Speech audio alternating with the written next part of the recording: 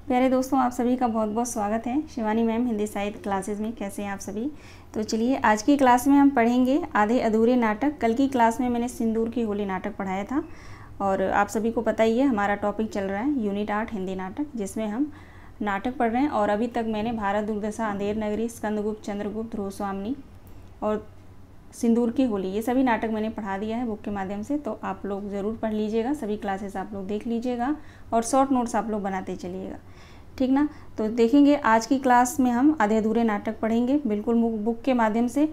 और आप सभी को जो है अलग से कुछ भी ढूंढना नहीं है, पूरा बुक से मैंने लिया है नाटक। धैर्यपूर्वक आप लोग क्लास में बने रहिए, मेरे साथ पूरे नाटक को आप लोग पढ़िए।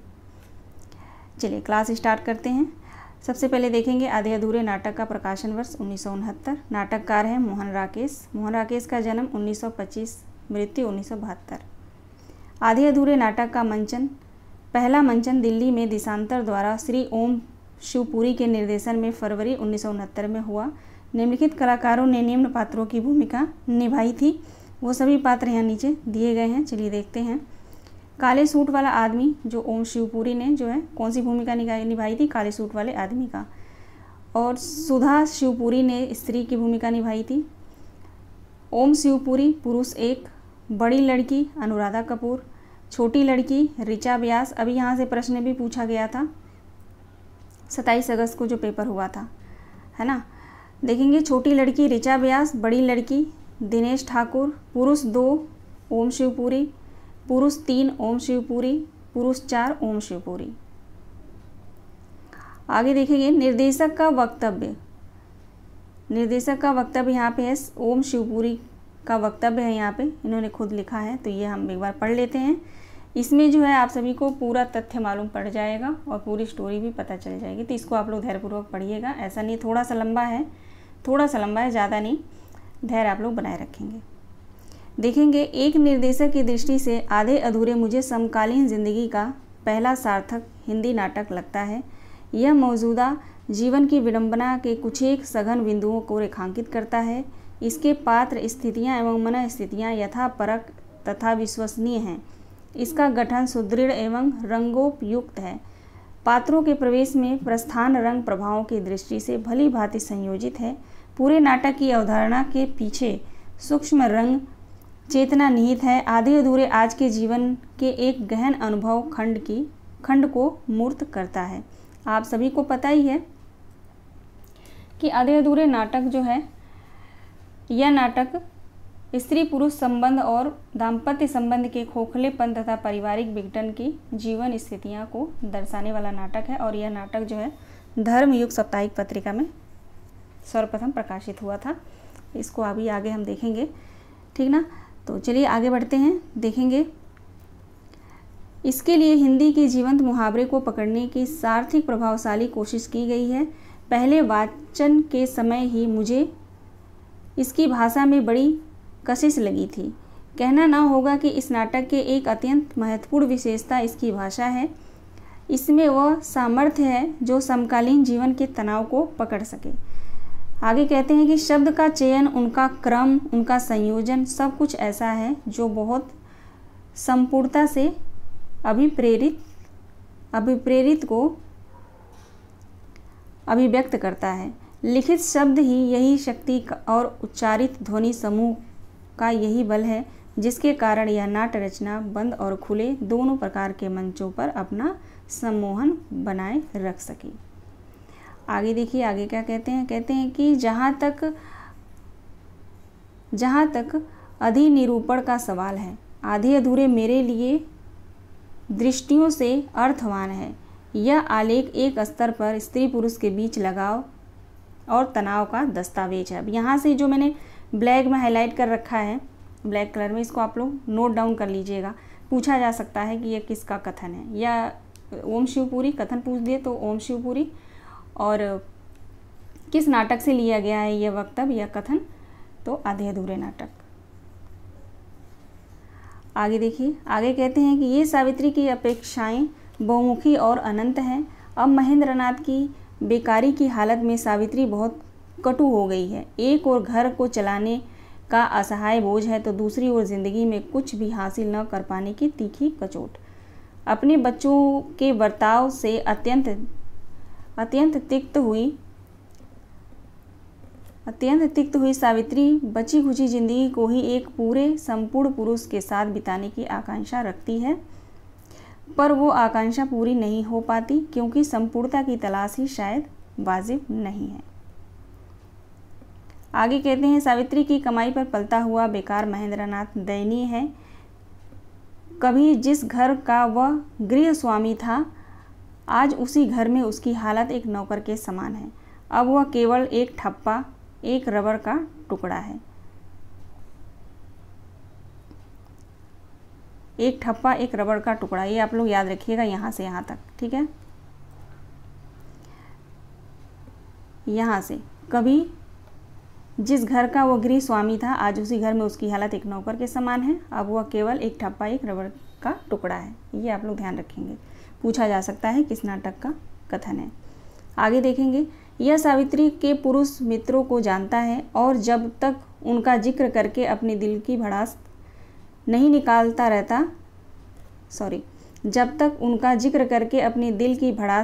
रहता है, अपने कुचले आत्मसम्मान को बचाने की खातिर वह अक्सर शुक्र शनिचर घर छोड़कर चला जाता है, लेकिन कुछ घंटों बाद वापस लौट आता है, थका हारा पराजित, क्योंकि यही उसकी नियति है। एक दूसरे स्तर पर यह नाट्यकृति पारिवारिक विघटन की गाथा भी है। इस अभिशक्त कुटुंब का हर सदस्य एक दूसरे से कटा हुआ है। घर का त्रासदायक हवा से वे अपने और एक दूसरे के लिए जहरीले हो रहे हैं सभी पात्र। आगे कहते हैं कि बड़ी लड़की मनोज रूपी हमदर्द द्वारा को पाते ही बाहर निकल भागी है। बड़ी लड़की के बारे में बात हो रहा है, जो सावित्री की बड़ी लड़की है, ठीक है। किसके साथ? मनोज रूपी हमदर्द द्वारा पाते ही बाहर निकल भागी है। लड़का पत्रिकाओं से अभिनेत्रियों की रंगीन तस्वीरें काटता हुआ उस मौके के इंतज़ार में है जब वह भी यहाँ से निकल सकेगा। अपने पिता के लिए उसके मन में करुणा है, माँ के लिए आक्रोश। ये भी मोस्ट इम्पोर्टेंट है, पूछा जा सकता है कि आधे अधूरे नाटक में जो लड़का है वो उसके मन में जो है अपनी माँ के लिए आक्रोश है या प्रेम, ये पूछा जा सकता है। तो यहाँ पे ध्यान रखेंगे आप लोग, अपने पिता के लिए उसके मन में करुणा है और माँ के लिए क्या है? आक्रोश है। वह बड़ी बहन के प्रेम में विश्वास नहीं करता। बड़ी बहन यानी बड़ी लड़की यानी बिन्नी, है ना, आगे भी नाम आएगा। उसके प्रेम में विश्वास नहीं करता, उसे घर से निकलने का एक जरिया मानता है। छोटी लड़की माता पिता बहन भाई किसी के प्रति लगाव महसूस नहीं करती। बिन्नी यानी छोटी लड़की कौन? किन्नी, ठीक ना। अपनी छोटी छोटी आवश्यकताओं की आपूर्ति से बेहद कड़वी होकर एक कैंची की तरह जुबान चलाती है। कौन? छोटी लड़की। और यौन संबंधों में वह दिलचस्पी लेने लगती है जो उसकी आयु से कहीं आगे है।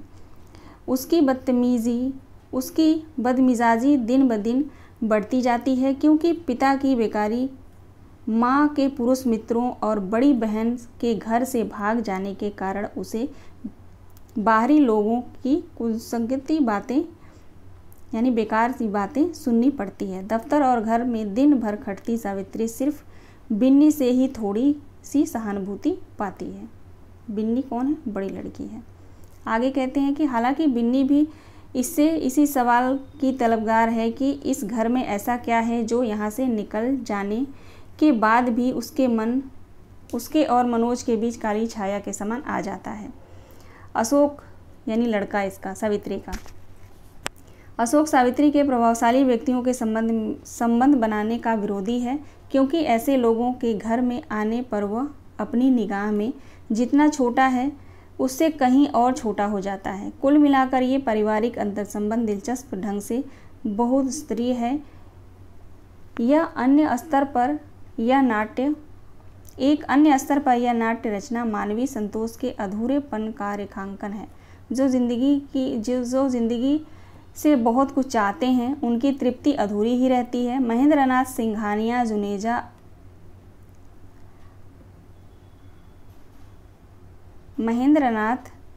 सिंघानिया, जगमोहन और जुनेजा ये अलग अलग गुणों के 4 पुरुष हैं, ठीक ना। काले सूट वाला आदमी जो है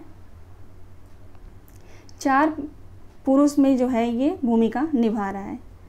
आगे देखेंगे जो कौन है, ओम शिवपुरी।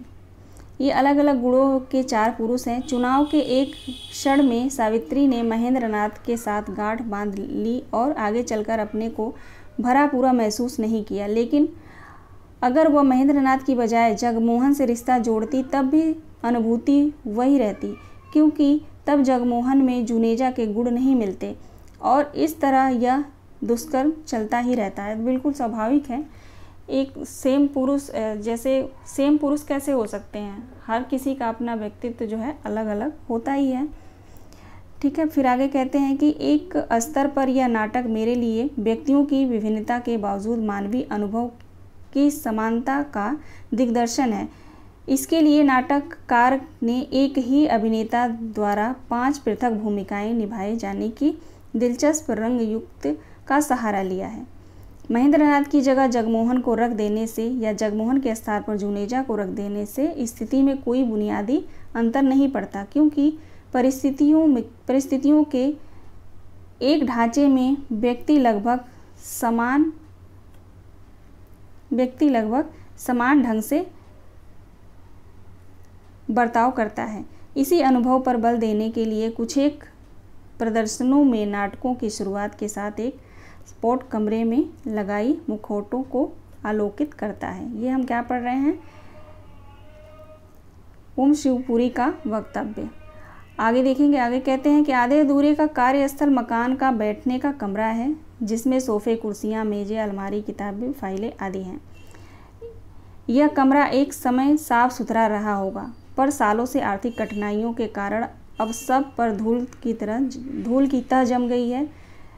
क्राकरी पर चटखन है, दीवारें मटमैली हो गई हैं, परिवार का हर सदस्य एक दूसरे से कटा हुआ है। घर की हवा तक में उसी अस्थायी तलखी का गंध है जो 5 व्यक्तियों के मन में भरी हुई है। उब, घुटन, आक्रोश, विद्रूप, दम घोटने वाली मनहूसियत जो मरघट में होती है। इस तनाव भरे वातावरण के संप्रेषण के लिए मुझे पहले बॉक्स सेट ही उपयुक्त लगा और कई प्रारंभिक प्रदर्शनों में ही अपनाया गया। साथ ही कुछ एक प्रदर्शनों में नाटक शुरू और अंत में ऐसे पार्श्व संगीत का व्यवहार किया गया जिसकी ध्वनि तरंगे शमशान भूमि की संतस्त्र वीरांगनी को संप्रेषित करती थी। नाटक के शुरू के कुछ प्रदर्शन बंद के प्रेक्षागृहों में हुए। जब मुक्ताकाशी त्रिवेणी में प्रदर्शन की बात आई तो कुछ मित्रों ने शंका प्रकट की कि नाटक संभवतः खुले मंच के लिए उपयुक्त नहीं है। उसमें नाटक के तनाव और सघनता के बिखर जाने का खतरा है, लेकिन मेरी यह मान्यता है कि गंभीर नाट्य दल को दर्शन पाने के लिए नए रास्ते ढूंढने होंगे। ठीक है, इसको इसलिए पढ़ना आवश्यक है क्योंकि यहाँ से प्रश्न आ चुका है और हर बार मतलब यहाँ से प्रश्न जो है आता है मोस्टली। तो इसको आप लोग पढ़े रहेंगे तो अगर यहाँ से उठा के कोई वक्तव्य दिया जाता है तो आप लोग जान जाएंगे, है ना। इसलिए इसको पढ़ना ज़रूरी है और पहले ही पेज पे है। तो किसी भी कहानी, उपन्यास, नाटक कोई भी आप लोग पढ़ रहे हैं, कोई भी विधा पढ़ रहे हैं तो फर्स्ट पेज को आप लोग अगर वहाँ पे कुछ दिया है तो आप उसको इग्नोर मत करिएगा, ज़रूर पढ़िएगा। चलिए आगे देखेंगे। आगे कहते हैं अगर नाटक गहन कलात्मक नाट्य अनुभूति देने में समर्थ है, अगर वह ज़िंदगी की महत्वपूर्ण उथल पुथल पर उंगली रखता है तो हो सकता है कि बाहर सड़क पर कुछ एक आहट या किसी कार के हॉर्न की आवाज़ मंच की कलात्मक यात्रा में कोई रुकावट न डाल सके। मुझे संतोष है कि मेरा विश्वास सही साबित हुआ। बंद और खुले प्रेक्षागृह में अंतर से नाटक की प्रभावान्विति पर कोई असर नहीं पड़ा। दर्शक के साथ तादात्म्य उतना ही तीव्र और गहन रहा। इन्हीं दिनों यह अनुभव भी हुआ कि बॉक्स सेट कई व्यवहारिक मुश्किलें पैदा करता है। वह एक ओर जहाँ समय और व्यय साध्य है, वहीं दूसरी ओर रंगों प्रकरणों के अधिक आश्रय का भी दत्योतक है। और यह बात किसी हद तक मेरी धारणाओं के साथ नहीं जाती, इसलिए हिम्मत करके मैंने बॉक्स सेट का व्यवहार भी छोड़ दिया और इससे से भी प्रस्तुत के प्रभाव में कोई अंतर महसूस किया गया। मैं प्रदर्शन में सादगी का कायल हूँ। क्या कहते हैं? मैं प्रदर्शन में सादगी का कायल हूँ, इसलिए प्रकाश व्यवस्था में भी किसी तरह के लटके नहीं थे। नाटक के लिए उपयुक्त सादी आलोक पद्धति थी। सादी नहीं होगा, सभी, ठीक है, सभी आलोक पद्धति थी। प्रारंभ में कुछ एक स्पॉट घर के विभिन्न चीज़ों को आलोकित करते थे, फिर हाउस लाइट में घुल मिल जाते थे। इसी प्रकार दूसरे अंक में शुरू के 2 स्पॉट लड़के और बड़ी लड़की को आलोकित करते थे, फिर एक प्रकाश व्यवस्था में सम्मिलित हो जाते। वेशभूषा के पीछे यही दृष्टि थी। प्रमुख अभिनेता को 5 भूमिकाएं करनी थी। इसके लिए वह केवल ऊपरी वस्त्र बदलता था। सबसे पहले काला सूट वाला आदमी, फिर कोट उतारकर केवल कमीज पहन के जो आया वो कौन था? महेंद्र नाथ। फिर बंद गले वाले कोट वाला आदमी सिंघानिया। आगे हाईनेक की कमीज जो पहनने वाला तो कौन था? जगमोहन। और फिर लंबा कोट पहनने वाला जुनेजा। बिन्नी, किन्नी और अशोक की पोशाकों में कोई परिवर्तन नहीं था। केवल सावित्री दूसरे अंक के लिए साड़ी बदलती थी क्योंकि वह स्थिति की मांग थी। आगे देखेंगे। आगे कहते हैं प्रस्तुति की एक अन्य उल्लेखनीय विशेषता थी मेकअप न होना। नायिका केवल वही मेकअप किए हुए थी जो उस जैसी स्त्री वास्तविक जीवन में करती है, यानी जो वास्तविक जीवन में करती है, रियल लाइफ। इसके अलावा किसी कलाकार ने पाउडर इत्यादि छुआ भी नहीं था। इस प्रदर्शन की एक महत्वपूर्ण विशेषता थी कि नाटककार और निर्देशन का पारस्परिक सहयोग पहले पूर्वाभास से ही राकेश जी के साथ और पहले प्रदर्शन तब वे बराबर इस कलात्मक यात्रा के सहयात्री रहे।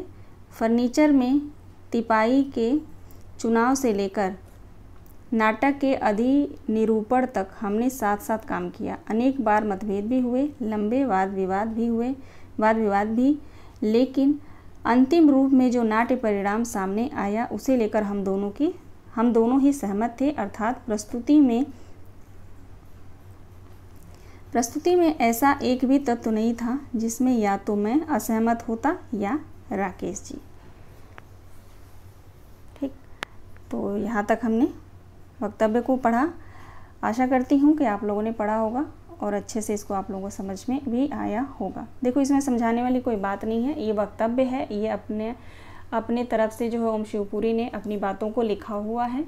तो इसे हमें पढ़ना है अपने लैंग्वेज में, अपने दिमाग से इसको पढ़ना है। मैंने पढ़ाया आप लोगों को, मेरे साथ आप लोग पढ़े होंगे। एक बार इसको आप लोग रिपीट करके फिर से दोबारा पढ़िएगा, ठीक है। आप लोग के पास अगर नहीं होगा बुक तो आप लोग कमेंट करिएगा, मैं बुक का PDF जो है सेंड कर दूँगी। अब यहाँ पे नोट करके कुछ मैंने इंपॉर्टेंट तथ्य यहाँ पे लिखे हैं, इनको देख लेते हैं, फिर हम कथन पे चलेंगे। आधे अधूरे नाटक 1969 में प्रकाशित हुआ था। आधे अधूरे नाटक का पहली बार मंचन ओम शिवपुरी के निर्देशन में देशांतर द्वारा दिल्ली में फरवरी 1969 में मंचन हुआ था।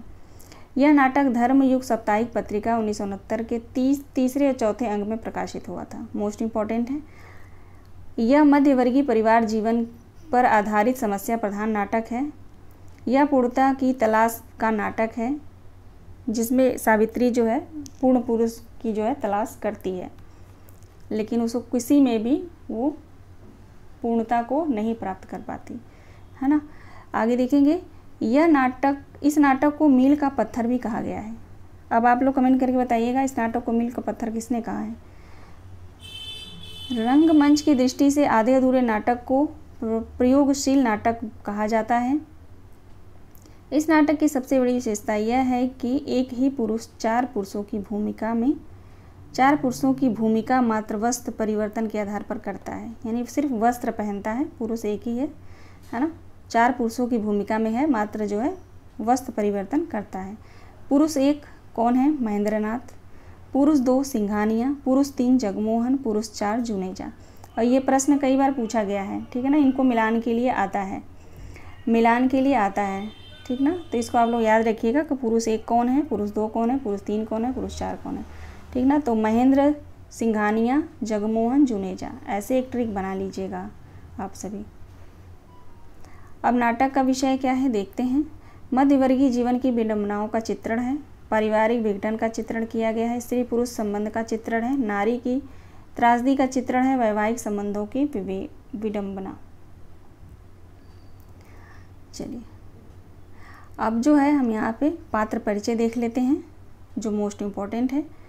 काले सूट वाला आदमी जो कि पुरुष 1, पुरुष 2, पुरुष 3 तथा पुरुष 4 की भूमिकाओं में भी है। उम्र लगभग 49-50, चेहरे की विशिष्टता में एक व्यंग। काले सूट वाला आदमी, ठीक है। पुरुष 1 के रूप में वेशांतर पतलून कमीज, जिंदगी में अपनी लड़ाई हार चुकने की छटपटाहट लिए। यहाँ पे आप लोगों को समझ में आया ना। यहाँ पे देखिए काले सूट वाला आदमी जो कि पुरुष 1, पुरुष 2, पुरुष 3 और पुरुष 4 की भूमिका में है। उम्र कितनी है? लगभग 49 से 50 वर्ष है ना। अब यहाँ पे देखिए पुरुष 1 के रूप में, अब 4 में है ना, तो पुरुष 1, पुरुष 2, पुरुष 3 यहाँ पे उसकी जो है पूरा दिया गया है, उसको हम देखते हैं। पुरुष 1 के रूप में वेशांतर पतलून कमीज, जिंदगी में अपनी लड़ाई हार चुकने की छटपटाहट जो है महेंद्रनाथ, ठीक है ना, महेंद्रनाथ पुरुष 1। पुरुष 2 के रूप में पतलून और बंद गले का कोट, अपने आप से संतुष्ट फिर भी आशंकित, ये कौन है? सिंघानिया होता है। पुरुष 3 के रूप में पतलून टी शर्ट, हाथ में सिगरेट का डिब्बा, लगातार सिगरेट पीता है और अपनी सुविधा के लिए जीने का दर्शन पूरे हाव भाव में, ये कौन है? जगमोहन है, ठीक ना, जगमोहन है। पुरुष 4 के रूप में पतलून के साथ पुरानी काट का लंबा कोट, चेहरे पर बुजुर्ग होने का खासा एहसास, काइयापन, ये कौन है? जुनेजा है। ये चारों मैंने लिख रखा है, ऊपर इनकी जो है मैंने विशेषता सारी लिख रखी है ना, ध्यान देंगे आप लोग। अब जो है स्त्री जो सावित्री होती है उसकी उम्र कितनी है? 40 है। चेहरे पर यौवन की चमक और चाह, फिर भी शेष और साड़ी साधारण होते हुए भी रुचिपूर्ण दूसरी साड़ी विशेष अवसर की। बड़ी लड़की, इसकी उम्र कितनी है? 20 वर्ष है। बड़ी लड़की जिसका नाम है बिन्नी, 20, बड़ी लड़की उम्र 20 से ऊपर नहीं है, ये आप लोग ध्यान रखेंगे। भाव में परिस्थितियों के संघर्ष का अवश्य, उतावलापन, कभी कभी उम्र से बढ़कर बड़प्पन, साड़ी माँ से साधारण, पूरे व्यक्तित्व में एक बिखराव। अब आती है छोटी लड़की जिसका नाम है किन्नी, उम्र 12 और 13 के बीच। छोटी लड़की यानी किन्नी की कितनी उम्र है? उम्र 12 और 13 के बीच है। भाव, स्वर, चाल, हर चीज़ में विद्रोह। फ्राक कैसा पहनती है? चुस्त पहनती है, पर एक मोजे में सुराख। लड़का कौन है? अशोक है। उम्र कितनी है इसकी? 21 वर्ष, 21 के आसपास। पतलून के अंदर दबी भड़कीली बूसर्ट, धुलकर घिसी हुई, चेहरे से यहाँ तक कि हंसी से भी झलकती खास कड़वाहट। हंसता है तभी ऐसा लगता है कि गुस्से में है ना। ये हुई अशोक की बात।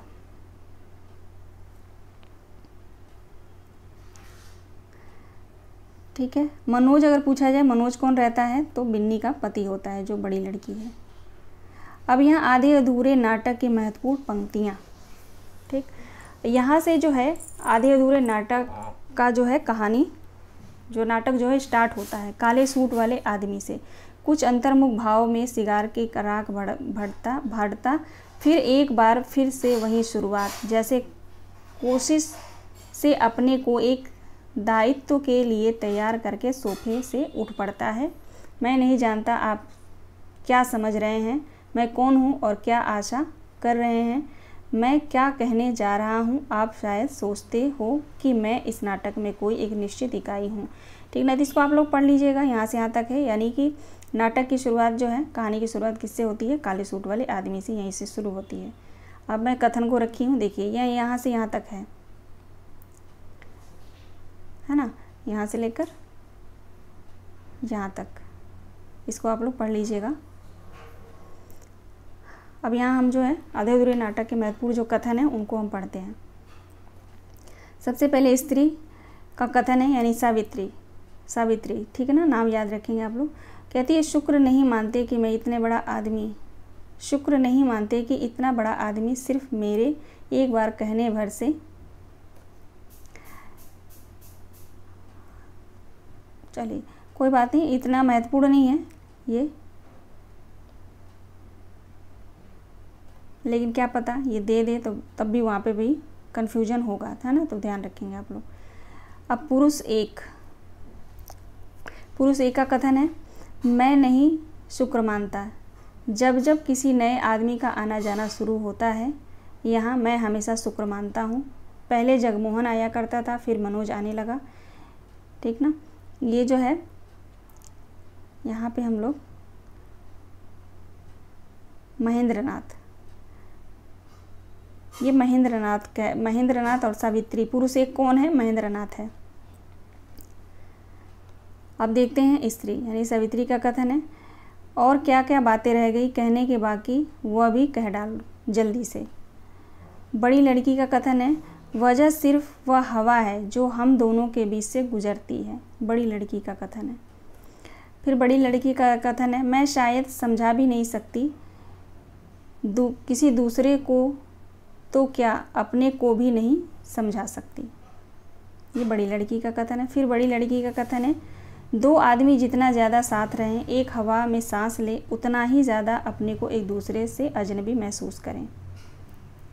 फिर बड़ी लड़की का कथन है, एक गुबार सा है जो हर वक्त मेरे अंदर भरा रहता है और मैं इंतज़ार में रहती हूँ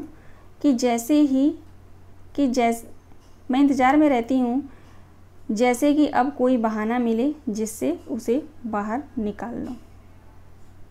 फिर से बड़ी लड़की का कथन है, कहती है, मैं इस घर से ही अपने अंदर कुछ ऐसी चीज़ लेकर गई हूँ जो किसी भी स्थिति में मुझे स्वाभाविक नहीं रहने देती। अब कथन है स्त्री का, आज जो तुमसे कहता है यह सब पहले जब खुद यहाँ आता रहा, रात दिन यहाँ रहता रहा है, तब क्या उसे नहीं पता चला। यह स्त्री का कथन है। फिर बड़ी लड़की का कथन है, कहाँ छिपी है वह मनहूस चीज़ जो कहता है मैं इस घर से अपने अंदर लेकर गई हूँ। पुरुष एक कितने साल हो चुके हैं। अच्छा, ये ना यहाँ पे टाइपिंग मिस्टेक हो गया है, चलिए कोई बात नहीं, देखेंगे। बड़ी लड़की का कथन यहीं तक है, लेकर गई हूँ, ठीक है, अपने अंदर लेकर गई हूँ। यहाँ से जो है पुरुष एक का कथन है, कितने साल हो चुके मुझे ज़िंदगी का भार ढोते, उनमें से कितने साल बीते मेरे इस परिवार को देख रेख करते, और उस सबके बाद मैं आज पहुँचा कहाँ हूँ यहाँ की, जिसे देखो वही मुझसे उल्टे ढंग से बात करता है। ये पुरुष एक का कथन है, महेंद्रनाथ का। पुरुष एक कहता है, मैं जानना चाहता हूँ कि मेरी क्या यही हैसियत है इस घर में कि जब जिस वजह से जो भी कह दे मैं चुपचाप सुन लिया करूँ। फिर पुरुष का कथन है, सब तो एक रबड़ स्टैंड के सिवा कुछ समझते ही नहीं, मुझे सिर्फ ज़रूरत पड़ने पर इस स्टैंड का ठप्पा लगाकर चले जाते हैं। ये भी कथन जो है पुरुष एक का है। अगला कथन देखिए पुरुष एक का, मैं इस घर में एक रबड़ स्टैंड भी नहीं, सिर्फ एक रबड़ का टुकड़ा हूँ, बार बार घिसा जाने वाला रबड़ का टुकड़ा। मोस्ट इम्पॉर्टेंट है ये। पुरुष एक का फिर से कथन है, अधिकार रुतबा इज्जत यह सब बाहर के लोगों में मिल सकता है, इस घर को नहीं। ये पुरुष एक का कथन है। फिर पुरुष एक का कथन है, मुझे पता है मैं एक कीड़ा हूँ जिसने अंदर ही अंदर इस घर को खा लिया है। लड़के का कथन है, लड़का कहता है, अच्छा यह बतलाइए कि आपके राजनीति विचार क्या हैं। राजनीति विचार हैं मेरी खुजली और उसकी मरहम। ये लड़के का कथन है। फिर लड़का का कथन है यानी अशोक, क्या आप सोचते हैं आजकल युवा लोगों में इतनी अराजकता क्यों है। सरकारी हिंदी के लफ्ज़ आता है युवा लोगों में अराजकता। फिर स्त्री का कथन है, एक मशीन जो कि सबके लिए आटा पीसकर रात को दिन और दिन को रात करती रहती है, मगर किसी के मन में ज़रा सा भी ख्याल नहीं इस चीज़ के लिए। ये स्त्री का कथन है। पुरुष 2 का कथन देखेंगे। पुरुष 2 कौन है? सिंघानिया। पुरुष 2 कौन है भाई? सिंघानिया है। कहता है अंतर्राष्ट्रीय संपर्क है कंपनी के सो सभी देशों के लोग मिलने आते रहते हैं। जापान से तो पूरा एक प्रतिनिधि मंडल ही आया हुआ था पिछले दिनों। पुरुष 2 का कथन है। फिर पुरुष 2 का कथन है, तब कि जब मैं अपने विश्वविद्यालय की साहित्य सभा का मंत्री था। फिर पुरुष 2 का कथन है, जलवायु की दृष्टि से जो देश मुझे सबसे पसंद है वो है इटली। अब ये पूछा जा सकता है, ये बहुत डीप है ना। पूछा जा सकता है आधे अधूरे कर्नाटक पुरुष 2 को जलवायु की दृष्टि से कौन सा देश पसंद है? तो इटली, फ्रांस, अमेरिका, ये ऑप्शन में रहेगा। तो यही सब जो है डीप में ये पढ़ के एनटीए प्रश्न बनाता है, तो इसको आप लोग नोट कर लेंगे। पिछले वर्ष काफ़ी यात्रा पर रहना पड़ा, पूरा यूरोप घूमा, पर जो बात मुझे इटली में मिली वह और किसी देश में नहीं। ये पुरुष 2 का कथन है। पूरा कथन दे के भी पूछा जा सकता है और ये भी पूछा जा सकता है जो मैंने अभी आप लोगों को बताया। पुरुष 2 का कथन है, मैं प्रायः कहा करता हूँ कि खाना और पहनना, इन 2 दृष्टियों से वह अमेरिकन भी यही बात कर रहा था कि जितनी विविधता इस देश के खान पान और पहनावों में है, और वही क्या सभी विदेशी लोग इस बात को स्वीकार करते हैं। ये पुरुष 2 का कथन है। यानी पुरुष 2 का कथन यानी सिंघानिया का कथन आप इससे भी याद कर लेंगे कि इसके कथन में जो है दूसरे देश की बात जरूर कही गई है, इसने की है ना। अब देखेंगे स्त्री का कथन है, पर मैं निमंत्रण खुशामद से लोगों को घर पर बुलाऊं और तू आने पर उनका मजाक उड़ाए, उनके कार्टून बनाए, ऐसी चीज़ें अब मुझे बिल्कुल बर्दाश्त नहीं। ये स्त्री का कथन है। लड़का यानी अशोक कहता है, जिनके आने से हम जितने छोटे हैं उससे और छोटे हो जाते हैं अपनी नज़र में। ये लड़के का कथन है। फिर स्त्री का कथन है, अगर मैं ख़ास लोगों के साथ संबंध बनाकर रखना चाहती हूँ। ये दोनों माँ बेटे में जो वहाँ पे बात होती रहती है वहीं से कथन को उठाया है। कहती है, अगर मैं ख़ास लोगों के साथ संबंध बनाकर रखना चाहती हूँ तो अपने लिए नहीं, तुम लोगों के लिए, पर तुम लोग इससे छोटे होते हो तो मैं छोड़ दूंगी कोशिश। स्त्री का कथन है, तुच्छ नहीं तैना है मुझे। ओहो, टाइपिंग मिस्टेक है यहाँ पे कुछ नहीं कहना तुझे।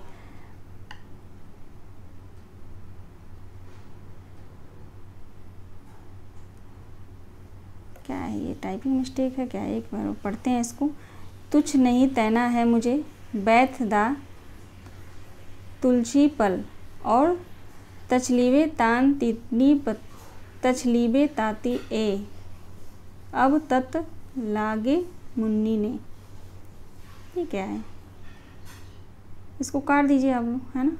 टाइपिंग मिस्टेक है यहाँ पे, मुझे लग रहा है ऐसा। सो इसको छोड़ दीजिए, इसको मैं क्रॉस करती हूँ, ठीक।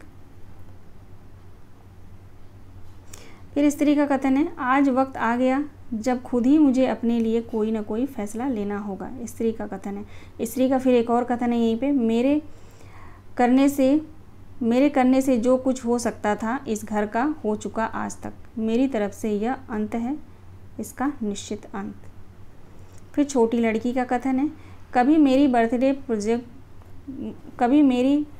बर्थडे प्रेजेंट की चूड़ियाँ दे आता है उसे, कभी मेरा प्राइस का फाउंटेपन मैं अगर मम्मा से कह देता हूँ तो अकेले में मेरा गला दबाने लगता है।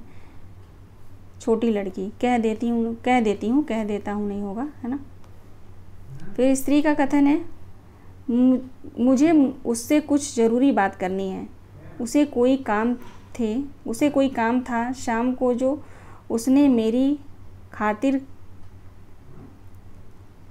खातिर किए हैं। बेकार आदमी नहीं है वह कि जब चाहा बुला लिया, जब चाहा कह दिया आओ अब। ये स्त्री का कथन है। फिर स्त्री का कथन है, मैं वहाँ पहुँच गई हूँ जहाँ पहुँचने से डरती हूँ ज़िंदगी भर। फिर स्त्री का कथन है सोचने से कुछ नहीं होता, तब तो सोचे भी आदमी। फिर स्त्री का कथन है कल और आज में फ़र्क होता है।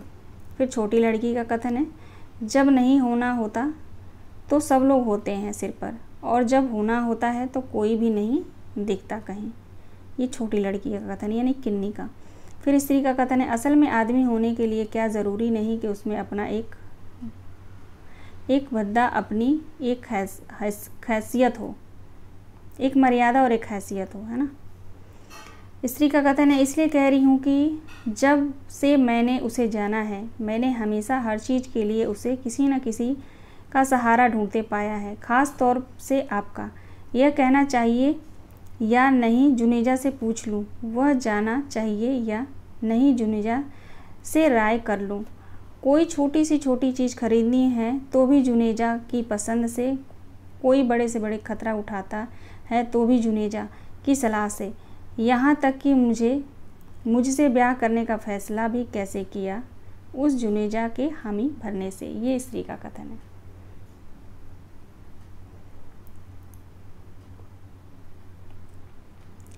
आगे देखिए स्त्री का कथन है, कहती है मत कहिए मुझे महेंद्र की पत्नी, महेंद्र भी एक आदमी है जिसका अपना घर बार है, पत्नी है। यह बात महेंद्र को अपना कहने वाली को शुरू में ही रास नहीं आई। ये पूरा आप लोग पढ़ लीजिएगा, पूरा जो है कथन ये स्त्री का है। फिर पुरुष 4 का कथन है यहाँ पे, जो जुनेजा है, कहता है बिना हाड़ मांस का पुतला था या जो भी कह लो तुम उसे पर मेरी नज़र में वह हर आदमी जैसा एक आदमी है, सिर्फ इतनी ही कमी है उसमें। कहीं कहीं पे जो है ना थोड़ा सा टाइपिंग मिस्टेक है यहाँ पे। चलिए आगे देखते हैं। पुरुष 4 का कथन है महेंद्र की जगह इनमें से कोई भी आदमी होता तुम्हारी ज़िंदगी में तो साल 2 साल बाद तुम यही महसूस करती कि तुमने गलत आदमी से शादी कर ली। उसकी ज़िंदगी में भी ऐसे ही कोई महेंद्र, कोई जुनेजा, कोई शिवजीत या कोई जगमोहन होता, उसकी वजह से तुम यही सब सोचती, यही सब महसूस करती, क्योंकि तुम्हारे लिए जीने का मतलब रहा है कितना कुछ एक साथ होकर, कितना कुछ एक साथ पाकर और कितना कुछ एक साथ ओढ़कर जीना। ये पुरुष 4 का कथन है। इसमें 2 कथन बन जाएंगे, 2 से 3, इसको आप लोग अच्छे से पढ़ लेंगे। अब हम जो है डॉक्टर बच्चन सिंह की जो पुस्तक है हिंदी साहित्य का दूसरा इतिहास, उसमें जो है आधे अधूरे नाटक को लेकर उन्होंने कुछ लिखा है, उसको हम एक बार देख लेते हैं। आधे अधूरे उसका तीसरा विवादास्पद नाटक है। कुछ लोगों की दृष्टि नाटक के क्षेत्र में क्रांतिकारी प्रयोग और कुछ लोगों की दृष्टि में उलझा हुआ सामान्य प्रयास। वस्तुतः इस नाटक में कुछ निजता और पूरे व्यक्तित्व की ही तलाश है, जो सिर्फ तलाश बनकर रह जाती है, न कही जाती और न दूसरे को ले जाती है ना। यहाँ से लेकर यहाँ तक पूछा जा सकता है कि किसका जो है वक्तव्य है या किस आलोचक का कथन है, तो डॉक्टर बच्चन से। आगे देखिए, आगे कहते हैं आधे अधूरे शीर्षक से हमारा ध्यान पूरे पर तो जाता है, किंतु पूर्ण व्यक्तित्व का कोई प्रत्यय नहीं उभरता। क्या केवल निजता पा लेने से ही व्यक्तित्व में पूर्णता आ जाती है? आगे देखिए, इस नाटक की दूसरी चिंत्य कमजोरी है कि यह जीवन के बेहतर और महत्वपूर्ण आयाम से नहीं जुड़ पाता। मध्यवर्गीय परिवार की नगर वैवाहिक बनाएं, परिवार के प्रत्येक सदस्य को कुंठित बनाकर उन्मादग्रस्त कर देती है। मनोरोगियों का यह परिवार एक स्थान पर रहने के लिए अभिशप्त है। आगे देखिए, यहाँ पे हाईलाइट किया मैंने। पिछले दिनों नाटक में लेखक के परिवर्तन मानता को स्वीकारा है। उसके सभी पात्र परिस्थितियों के चक्र में पड़कर बदलते हैं, किंतु उसमें तो कारण यानी परिस्थिति को ही नकार दिया गया है। किस नाटक के बारे में बात कर रहे हैं? बच्चन सिंह आधे अधूरे नाटक के बारे में। आगे कहते हैं इसलिए कारणों की खोज व्यर्थ है। यहाँ पे देखिए, आगे कहते हैं इस मध्यवर्गीय परिवार में कुल 5 सदस्य हैं। पति पत्नी लड़का और 2 लड़कियां।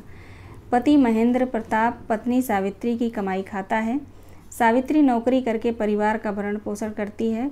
पति पत्नी एक दूसरे से नफरत करते हैं। सावित्री महेंद्र नाथ के लिए कहती है, आदमी होने के लिए क्या ज़रूरी नहीं कि उसमें अपना एक मद्दा अपनी एक शख्सियत हो।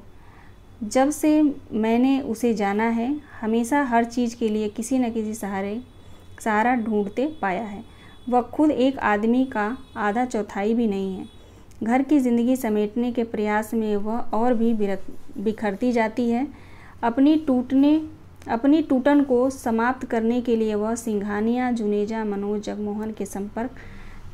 जगमोहन से संपर्क स्थापित करती है, लेकिन वे भी आधे अधूरे हैं। अंत में वे अपने व्यक्तित्वहीन अधूरे पति के साथ शेष जिंदगी काट लेने के लिए अभिशप्त हो जाती है। पति पत्नी से भागकर भी उसी के पास लौटने के लिए विवश है। पति पत्नी से भागकर भी उसी के पास लौटने के लिए विवश है। बड़ी लड़की माँ के प्रेमी के साथ भाग खड़ी होती है,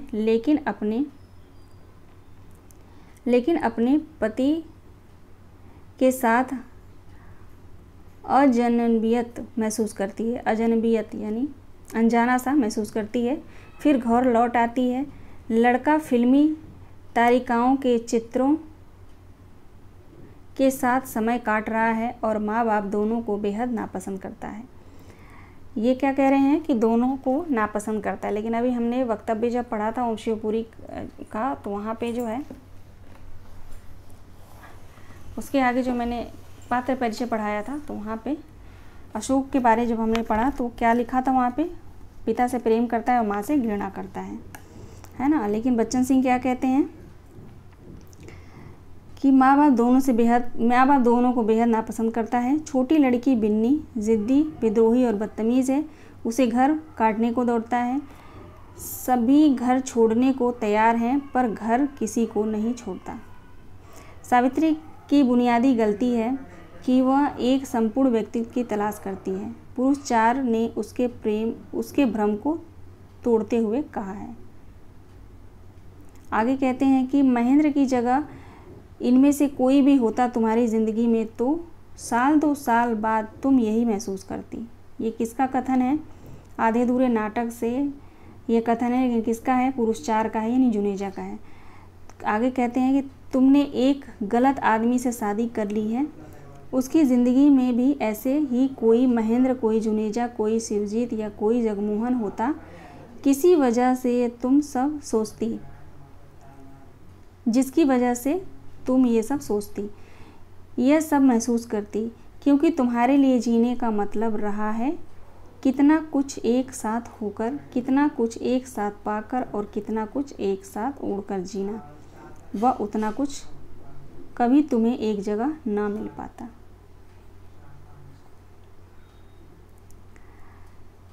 आगे देखिए, आगे कहते हैं इस नाटक में एक ही व्यक्ति को 5 खंड में विभाजित किया गया है। काले सूट वाला आदमी, पुरुष 1, पुरुष 2, पुरुष 3, पुरुष 4। पर 5 पुरुषों की भूमिकाएं इतनी अलग अलग हैं कि वे एक ही व्यक्ति की अनिवार्य अंग नहीं बन पाती। यह रंग युक्ति चमत्कारपूर्ण तो है, किंतु नाटकीय व्यापार में बाधक है। इसका अत्यंत संगत प्रयोग सुरेंद्र वर्मा ने द्रौपदी नाटक में किया है। मोस्ट इम्पॉर्टेंट है, आप लोग ध्यान रखिएगा। बच्चन सिंह कहते हैं इसका अत्यंत संगत प्रयोग सुरेंद्र वर्मा का जो नाटक है ना द्रौपदी, उस नाटक में किया है। राकेश यानी मोहन राकेश के पिछले नाटक में बिंबों और प्रतीकों का सशक्त प्रयोग हुआ है। लहरों का राजहंस में प्रतीक भी बिंबात्मक है, इसलिए वे अधिक काव्यात्मक और जीवंत बन पड़े हैं, किंतु आधे अधूरे के प्रतीक बिंबात्मक से अस्पृश्य होकर अत्यंत नीरस ऊपरले स्तर के बौद्धिक और शोर शराबे में सिनेमाई हो जाते हैं। ठीक है, तो ये इतना महत्वपूर्ण नहीं है, इसको रहने देते हैं। यहीं तक है जो बच्चन सिंह की पुस्तक में दिया हुआ है आधे अधूरे नाटक के बारे में। ठीक ना, तो चलिए यहीं तक क्लास थी, समाप्त होती है क्लास। आप सभी का बहुत बहुत धन्यवाद। आप लोग ज़रूर कमेंट के माध्यम से बताइएगा क्लास कैसी रही, और आप सभी से निवेदन है कि क्लास को आप लोग लाइक ज़रूर कर दिया करें। एक छोटा सा कमेंट आप लोग ज़रूर कीजिएगा। Thank you so much.